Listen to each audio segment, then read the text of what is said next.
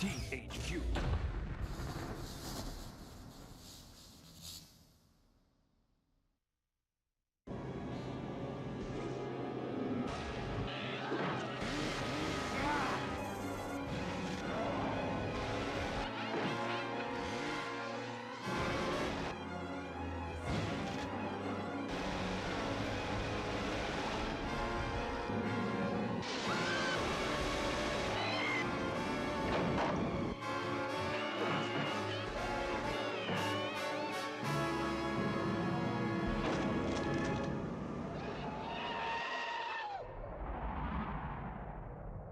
Well, I really enjoyed working on Evil Dead Fistful of Boomstick because it was a little bit of a trip down memory lane. This is a game where, we really wanted to try and capture the movement and the action and just the overall kind of over-the-top, overwhelming, kind of action that, you get in the movies.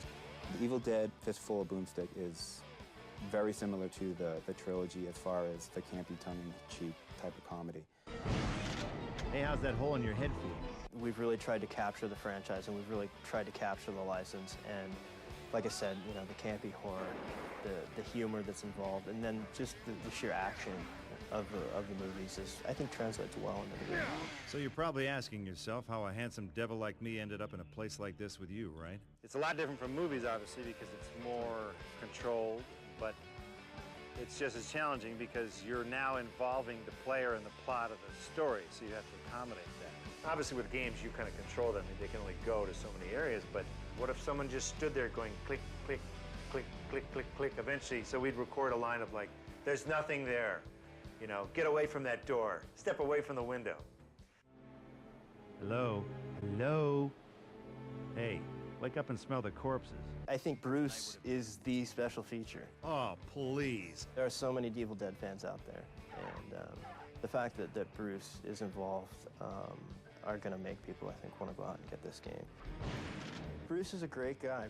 That hack wouldn't know the real Necronomicon from a roll of extra fluffy two-ply. Sam loves complaining about my performance after the fact. And he goes, what were you thinking when you did that reaction? I'm like, where were you, eating a sandwich? You're on the set. If you didn't like it, I would have changed it. Dork. He's really into the idea of, continuing to be that action superhero, and translating it into games, I think, is really neat for him to see himself in a game and, to really see the legacy of Evil Dead being, passed on now through games. This is just very entertaining, the fact that some cheeseball character from 1979 is running around on, some guy's video shelf in 2003. What are we gonna do? We're gonna bury her. You can't bury Shelley.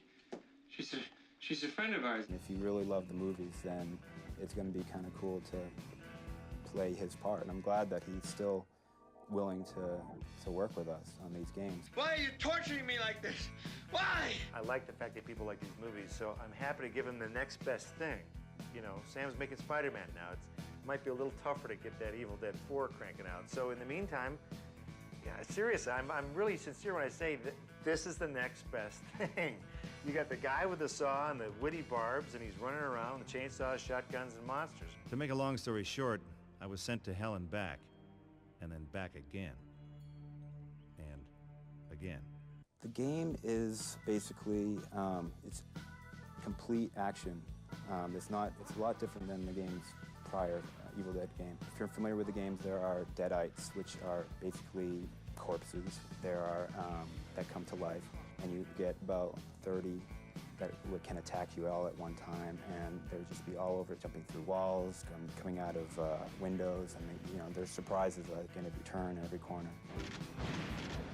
One of the things that people really got excited about with this game was dismemberment, Being able to lop off somebody's arm is completely gratifying after a 16-hour day. I think that, the combo moves, being able to impale somebody, being able to just see blood fly, that's what the fans are really looking for. Just the cheeseball blood spattering, and just you go, ugh! The weapons are actually probably my favorite. Ash is the type of guy that's going to go into a hardware store and he's going to look around for the nearest thing that he can kill a deadite with. Every weapon within the game is upgradable. If it's a flamethrower, for instance, there's different upgrades for the flamethrower. I would have to say that the Gatling gun is probably my favorite maximum destruction weapon. The chainsaw is definitely the #1 thing that you use throughout the game, and it's going to be fun throughout the time.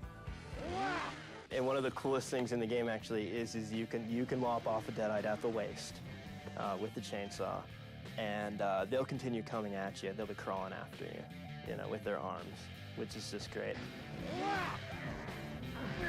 Chainsaw is going the entire time. That's something that Sam was always trying to make happen, is the chainsaw was constantly puttering.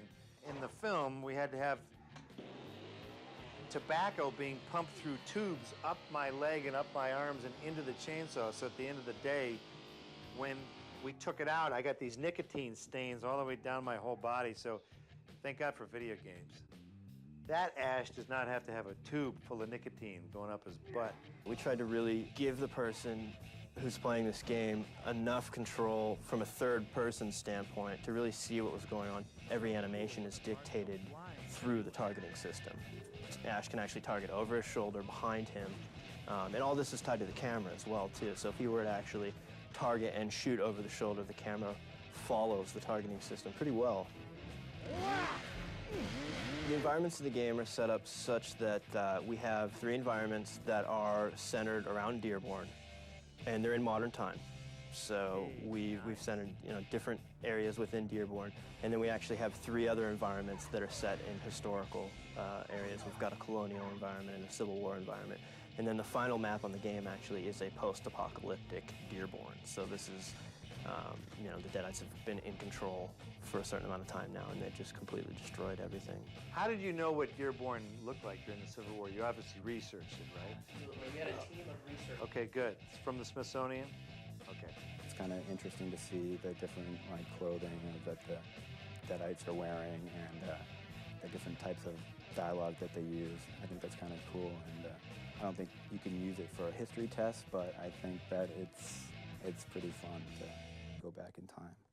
Go, Ash, go. See, he's on the prowl. I like that. He's a little hunched over when he's moving. Oh, who the hell are you, Worcester?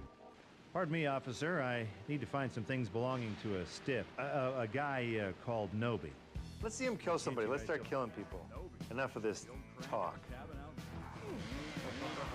Oh, is that disgusting? I like how that blood takes the motion of the saw when it slices them. See, I'm better when it's scripted that I live. That way there's nothing I can do to screw it up. As a real gamer, my life is on the line. I'm gonna suck. But that's good. The average gamer would start. They would suck.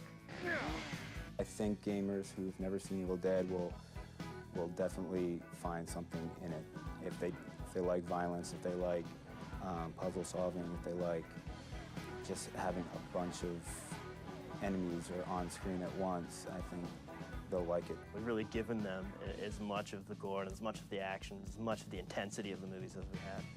had originally planned, and we really transferred a lot of that all the way through to the end. There's always the next game. I think everyone that works in production will admit that when they make a game, they see things that they would just love to throw into the next game. There's a lot of ideas floating around, and I think once we do have time to actually sit down and catch our breaths and you know, get back to the drawing table, that there's a lot of extras that we would like to see go into the next one. We really just want to keep taking it to the next level. You know, we really want to keep improving and really, you know, giving the gamers out there as much value as we can.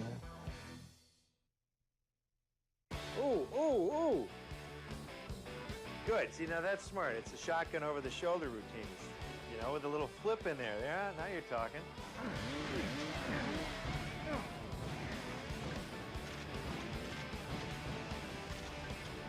Little finesse. They've got the ash. They've got the essence of ash.